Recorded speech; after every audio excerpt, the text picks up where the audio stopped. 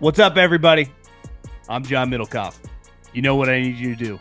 Subscribe to our YouTube channel. We got content for days reacting to every NFL game all the time, every single day. Subscribe, like the videos. Let's go. Okay, let's bang out some mailbag questions. You guys know the drill. At John Middlekauff is the Instagram. Fire in those DMs. For the bag, Raider fan, Cowgirls hater. Love your content. What are the best landing spots for Jalen Milroe? I think the Colts are ideal. Indoors, division with weak defenses, great play caller with a history of developing dual threat quarterbacks. They need insurance for often injured Anthony Richardson. Seattle could be an option with their OC Grubb, has a working relationship with DeBoer. If the Steelers implode, they could be an option as well. I was pretty intoxicated during the Vanderbilt Alabama game at DraftKings Sportsbook down the street from my house. So I'd be lying if I said I was had a great breakdown of Jalen's performance. I was at the Red River game, so I didn't get to watch him play South Carolina. So I don't think it's quite been the Vanderbilt game clearly wasn't his fault, but the defense was atrocious. I have no take on how he looked last week. I know they barely squeaked by. It's safe to say the buzz and the hype has slowed down a little bit. The Colts are not taking a quarterback. I mean, the Colts are going to ride this out a couple years, right or wrong. I actually thought last night when I saw Flacco say something like Joe Flacco's getting re-signed for the Colts. Like he's just going to be around. Like they're not letting him go. Now we'll see. I saw Anthony Richardson, I think he's going to be healthier. He's probably going to play this week. What if he plays and they lose? I think they would just roll with Flacco. I don't know. I think we got a lot to play out with these quarterbacks. I think beside Shador and Cam Ward, I don't think any of these cats look like top picks. Jalen did in that game against Georgia. Now, can he maintain it? But Anthony Richardson definitely wasn't nearly as good as Jalen Milroe in college and went fourth overall. So you can never underestimate the power of quarterback inflation. But I don't really have a great idea yet where all these guys are going to go. Little ways away from even projecting the draft. Because if you look at some of the shitty teams, Titans will need a quarterback. The Panthers, pretty big wild card. You would say the Jags and the Browns, if they don't win many games. We know the Jags aren't drafting a quarterback. They just gave him $200 million. The Browns are a pretty big wild card, too. Longtime listener of the pod. I know you bang on the Browns and Watson constantly, and rightfully so. I actually like Stefanski, and I like a lot of the guys on their team, and Jim Schwartz is obviously a good defensive coordinator. It's more just it's one of the worst business decisions we've ever seen, right? I mean, he did not even want to be a Brown. He told them no. And I think the Saints and definitely the Panthers got very, very lucky. 49ers were sniffing around too. I think it's crazy looking back with everything going on. You know what the lesson it shows you? And this is the Doc Rivers thing. Like your talent has to outweigh your problems. Everyone thought he was such an elite player. So it's like, yeah, he's got. I love it when people comment like he's has been found. None of these have been substantiated, and he hasn't gone to jail, and no court. It's like, guys, let's use some fucking common sense here. I never feel comfortable talking about a one-on-one situation. He said, she said. I never do. But I'm 40 years old. I've seen a lot of these situations being a sports fan, right? With guys in some situations that are kind of sketchy. We have never seen anything like this. All these chicks are masseuses, and they're all saying the same thing. One, it'd probably be impossible because even if a dude is sleeping with his masseuse, he's going to the same freaking masseuse, right? You're not like, it's not a vending machine. No one mixes up their masseuses if maybe one or two. But this guy was doing it like, let's just use our brains. Like this guy clearly had an issue. Now, what happened in those? I wasn't there. You weren't there. But like to go, this guy is beyond a sketchy character. Like that was your thing? Like, I like my quarterbacks. Deshaun, rich dude, good looking. You shouldn't need to try this hard to get laid. That'd be my thing. It's like, bro, most of these fucking quarterbacks should be a guy walking the bar, like, here for the sex. I mean, it's shooting fish in a barrel. And then you got this situation. You're like, bro, I can't take you seriously at all, let alone like, I don't even want to, I'm not even comfortable being around you if I was one of his teammates. Definitely. Can you imagine some of his teammates, like wives and girlfriends, like side eyeing him if they ever go to functions? But I think looking back, what's crazy is that all these teams wanted him because they just thought he was top. They thought he was like Patrick Mahomes or Josh Allen or Lamar Jackson. Like, okay, if he gets in trouble, whatever, but it's worth it. Turns out he sucks.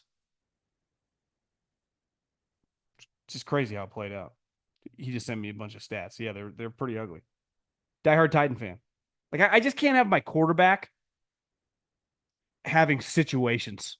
I mean, period, point blank, into story. Like, my quarterback, the only situation I should ever have with my quarterback is contract situations. Like, if we want to argue about that, it's business, part of the deal. Talking a lot of money. I don't mind that. But I can't have any other things. I should have zero issues. And look at the top quarterbacks. Patrick Mahomes. Has he ever had an issue? Honestly, the only issues he has is like with his brother, which he can't control. Lamar Jackson, the only issue they've ever had is the contract stuff. Josh Allen, no issues. Herbert, no issues. CJ Stroud, been in the league now a year and a half, no issues. Purdy, no issues. Dak, no issues. Like, I like my guys to have no issues. If you get issues with 24 masseuses, like, what are we talking about? In what world could you have a conversation with someone else and be like, yeah, this guy's got a little bit of a problem on his hands? Like, let's just say you describe this to someone that does not know sports. And you were just trying to describe the Deshaun Watson situation. It's like, yeah, this guy's demanding a trade. The person might ask, is the team not willing to pay him? No, actually, he's under a massive contract. He got extended after his third year. So why is the team bad? Well, actually, for the last 6-7 years, for the most part, they've been pretty good. Is it a high tax state? No, actually, no state income tax. He plays in Houston. But he does have 20 plus massage therapists claiming that he forced them to have sex and give him handies. What do you think the average person, when you were describing that situation, how they would respond? Be like, that sounds kind of crazy to me. Like, he said, she said. I bet he's probably innocent. I mean, come on. It's pretty wild. It's kind of crazy, honestly, that he's just still playing. Titans fan, season ticket holder, was just there last week. Your new stadium's probably going to be pretty sweet. I was all in, but after watching Levis this past Sunday and this season, I've decided I'm 95% sure he's not the guy. I would imagine you and your other season ticket holders are not alone. I don't love the quarterbacks in this upcoming draft. Ewers is good, but gets hurt. Shador is good, but has some serious baggage with his dad. And don't love any of the others. If Kirk Cousins continues balling out, do you think the Titans could trade a second or a first for Penix? Titans get a potential answer at quarterback, and the Falcons get some draft capital to help maximize their Super Bowl window. It's a good question. I think if you're the Falcons, Penix would basically be off limits because, one, Cousins is 36, 37 years old.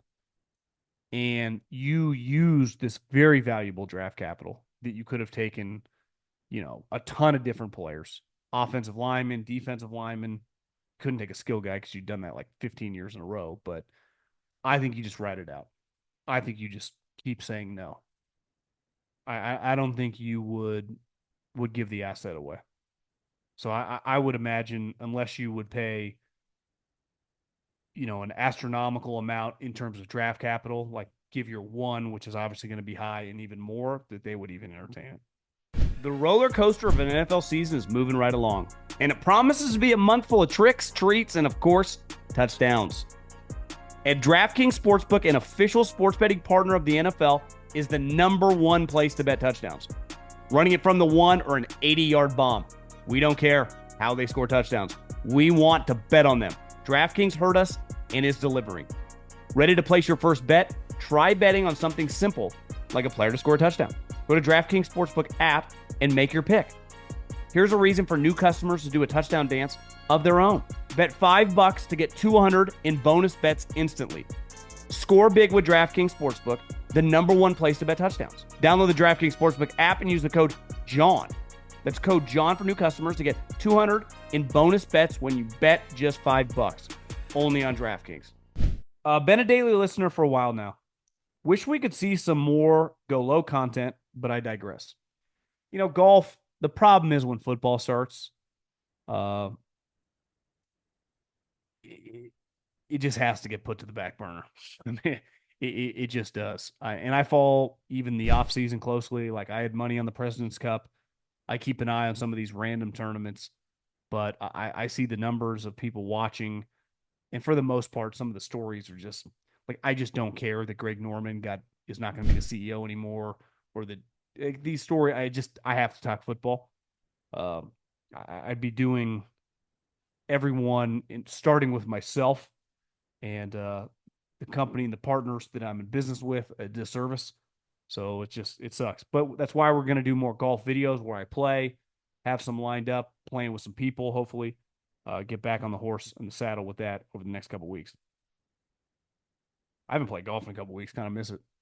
The NFC North is obviously the best division in football, as most people predicted. Through 6 weeks, can you rank the quarterbacks? In my opinion, it goes Love, Goff, Williams, then Darnold. What you need to see in their future head-to-head matchups to change this order. If Williams goes and beats up on Goff, will it change? Or do you need to see all 4 quarterbacks finish the year? Well, I think that's a little overreaction to Sam Darnold's game against the Jets, where obviously was his worst game of the season. He lit up the Niners. Who else did they play? He lit up not the Jets, the Texans. So it's like, I have a hard time. You have one iffy game on the road and just saying the guy's dead last. So to me, I think Love and Goff are just in their own tier. Love's had some sketchy moments, but he's also had just like, I'm like Josh Allen, Patrick Mahomes moments. He makes throws where you're like, yeah, that's a top 5 quarterback in the league. Now, he also can throw the ball to the other team. He can get a little, he can just get squirrely. That's how I describe him. He can get squirrely, but he can make some passes where you're like, holy shit. They're, to me, the scariest. Now that Hutchinson is injured, which is just such a devastating injury. It just sucks. It really does. Goff's played really, really well, but Goff's played at a really high level now for 3 years. Like, you kind of know what Goff is. I think the question marks are Love and Goff.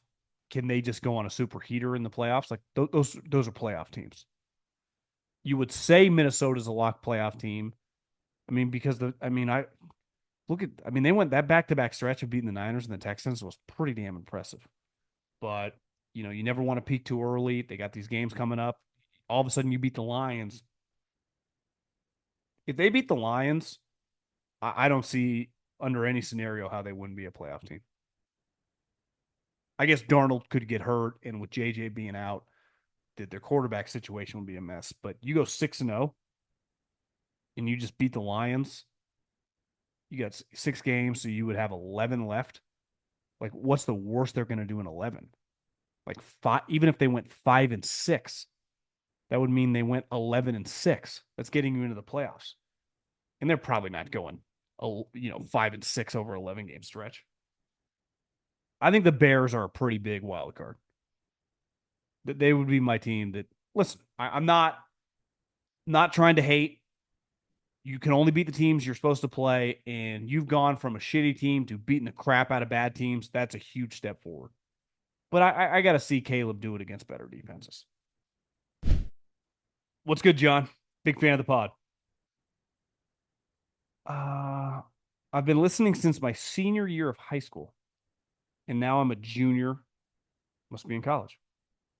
My question: would one more defensive player of the year and another season of two of his usual dominant push TJ above JJ all time? TJ will likely play longer and have better numbers, but I'm not sure he can match JJ's three defensive players of the year. TJ already has one, the sack record. TJ already has one, plus the sack record, sack title three times, but I think JJ winning three has hurt him during awards due to voter fatigue. He's finished third and second twice in the race. What say you? TJ's a remarkable player. And I think we talked about him a couple weeks ago. When were they playing? Who they? Oh, they were Sunday night against Cowboys. I remember texting some buddies, like, how'd this guy go 30th in the draft? And every single person that responded, college scouting directors, just, high level executives were like, he did not look like this in college. And even JJ, I wouldn't say was exactly like, Myles Garrett or Chase Young or some just all time prospect coming out of college. He was clearly good. But I'm biased because I saw JJ play live a couple times in the peak of his powers. And it looked like Aaron Donald meets Lawrence Taylor. He was in his peak, I would say, of the last 20 years. There's a very, very short list. And I would say that JJ is better at his peak than TJ. Partly because he could go inside and outside. Like, you could put him over center, you can put him over guard, you can put him at end. Fuck, you can play tight end. I mean, JJ was an unstoppable force. Now, like you said, over the course of a career, if TJ plays at a higher, because once JJ started getting injured, he started kind of fell apart. It's a good question.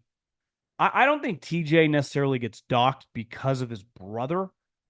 I think he gets docked because there's just a really good crop of players, right? Like Myles Garrett, who won it last year? Myles Garrett. I have to look up the defensive players of the year because it's just a hard award to win. You're just not going to be the only guy. NBA, I want NFL. So here, Associated Press Defensive Player of the Year.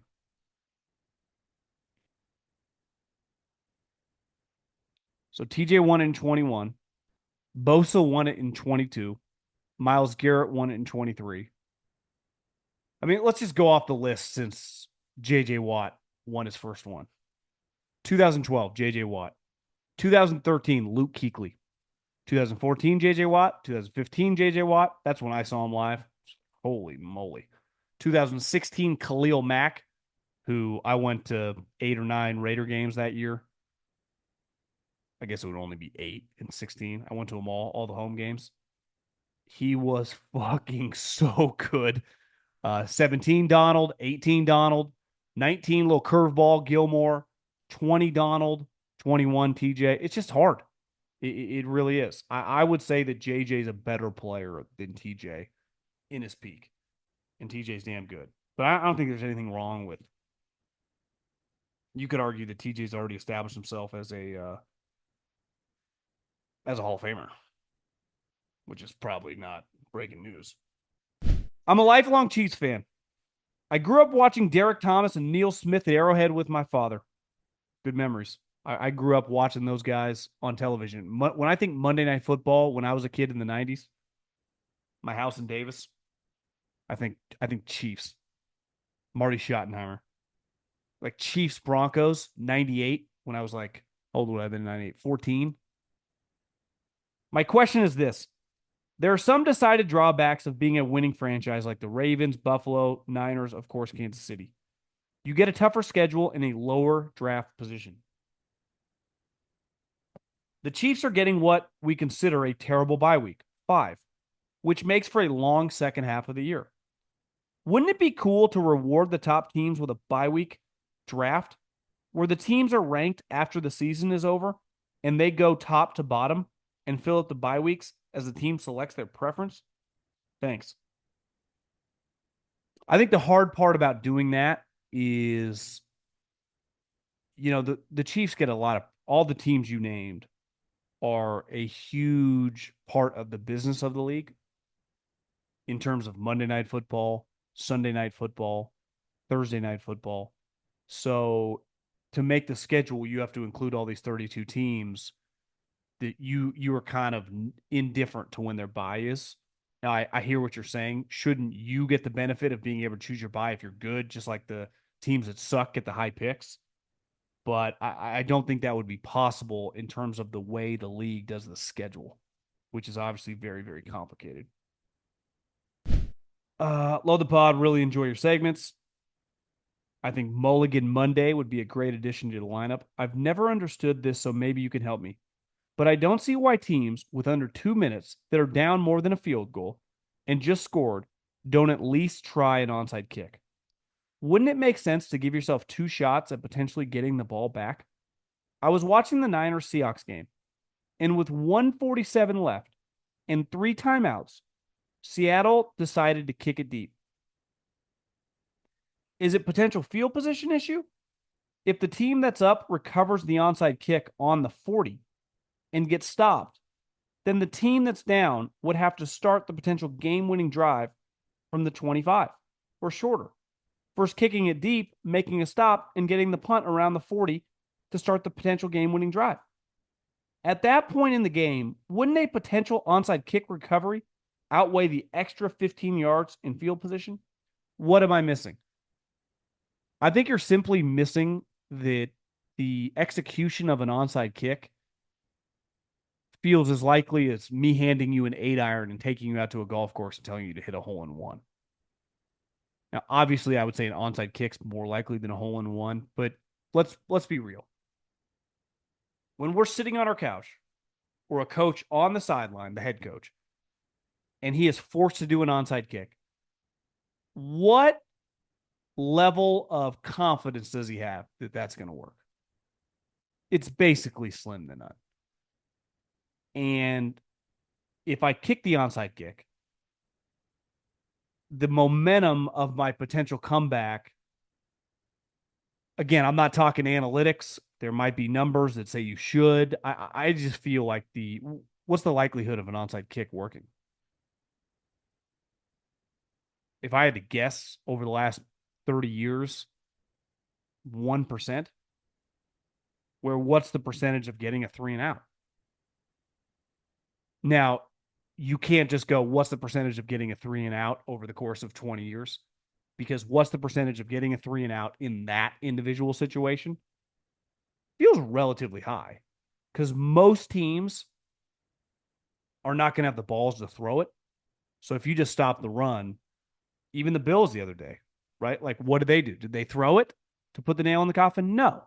They did a fake handoff, and then they had Josh run. But most people, and if their defensive end just keeps contain, like his number one job, you cannot lose contain. Now, I love when coaches say that, or former players. He lost contain. Well, even if he had contain, is there a chance that Josh Allen or Lamar Jackson or Kyler Murray or some of these guys that can really move and juke and run by guys, you would have contained them? Like, yeah, he would contain most people, but there are certain players that even if you have contained, like he had great coverage, and then Randy Moss jumped over his head. He had a good pass set, and then Khalil Mack lifted him off the ground and drove him into the quarterback. I love that because coaches, like, you got to hold the edge. You can't bite. You can't. Well, what if he didn't bite and he was just standing there? Yeah, you give yourself a better shot, right? Because you're not 10 yards down the line of scrimmage and the guy can just walk for a first down. But even if you are, especially if it's like Lamar, who are you betting on? Yeah. So we'll end on that one. We got maybe I'll save some of these for a little weekend mailbag on Friday. But let's attempt to enjoy the Thursday night game. And it'll be interesting. Deshaun Payton just get universal cheer? He should, but he also quit on these guys. So I'm fascinated to see the reaction, especially if he's kicking their ass, which he might.